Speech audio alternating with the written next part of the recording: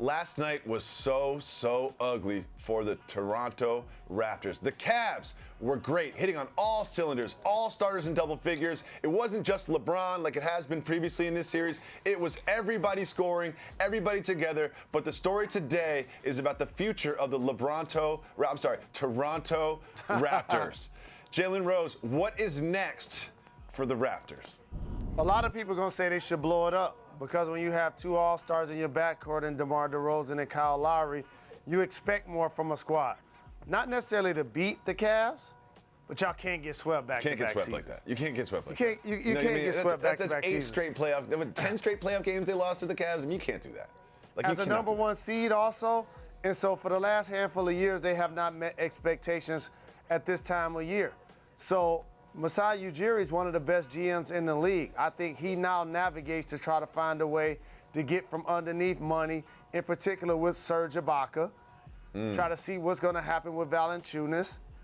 I think you keep DeMar DeRozan unless you're able to gain a star player in return. Say, I don't know, a Canadian native, Andrew Wiggins. Oh. Maybe he's unhappy with his situation in Minnesota. Oh, you heard it here first. Something like that.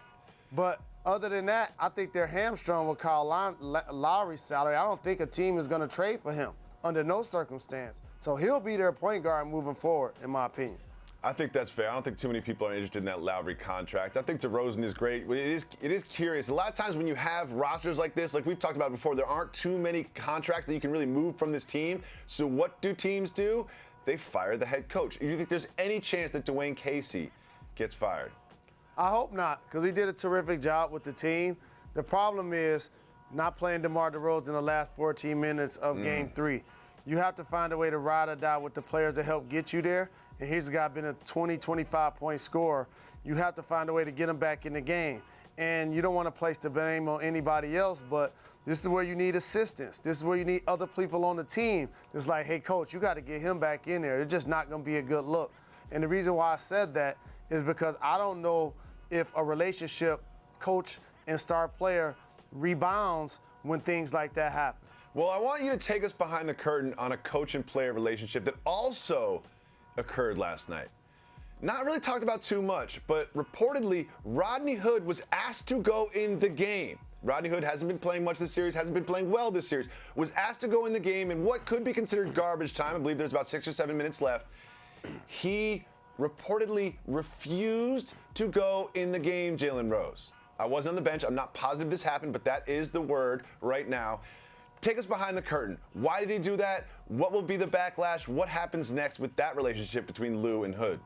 That's not winning basketball, and it's not just his relationship with Tyronn Lue. It's going to be the relationship with the other guys on the team. That's a selfish act. There's a way to behave when your team is in the playoffs and you're having success and you're winning big and you get a chance to play with LeBron James versus when you're playing on a lottery team that's tanking and you're 30 games under 500. So in this case, as a young player, if you get a handful of minutes to go out there and play, you should do it. There were times when Larry Brown put me in the game with 30 seconds to go in the game and a minute to go in the half. One time we was playing against my hometown Pistons. He didn't play me the first 3 quarters. In the fourth quarter, he put me in for like 4 minutes. I can't make this up. I made like 2 or 3 straight baskets. That's why I took you out. They called timeout. That's why I took During you the timeout, he took me out of the game. I love your ongoing beef with Larry Brown. It's one of my favorite things about you.